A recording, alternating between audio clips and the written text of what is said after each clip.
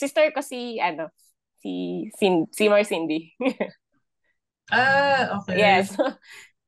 Ano kami. So, siya yung nung nakwento ko dati kay Pops John, siya yung nag-refer sa akin sa PH Dads. Kasi nung nalaman ko yung work from home, sabi ko sa kanya, mag-work from home na lang tayo para hindi na tayo mag-work sa sa Sa office. labas.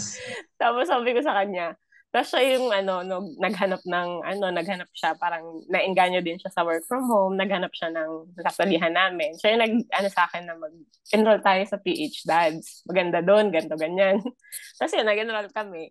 Tapos natagalan ako muna bago maghanap ng work from home kasi nagka-problema yung side ng mother-in-law ko. So, nagkasakit yung mother-in-law ko kaya na-postpone yung pag-resign ko. So, dapat kasi immediate yung pag-resign ko nung nag-enroll ako sa PH Dads.